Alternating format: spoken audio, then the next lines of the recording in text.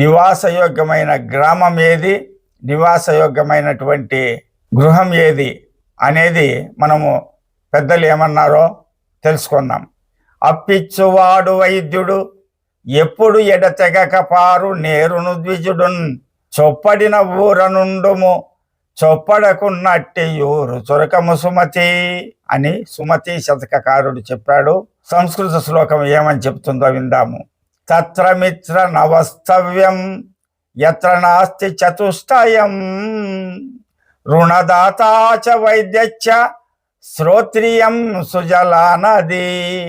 అవసరానికి రుణ సహాయము చేసే ధనవంతుడు, అనారోగ్యం నుంచి కాపాడు వైద్యుడు, పాడు పంటలు పండించుకొనుటకు అవసరమైన నీటిని అందించు శుద్ధ జలము గల నది, భగవద్భక్తిని పెంపొందించే బ్రాహ్మణుడు మొదలగునవి ప్రతి గ్రామమునకు అవసరము.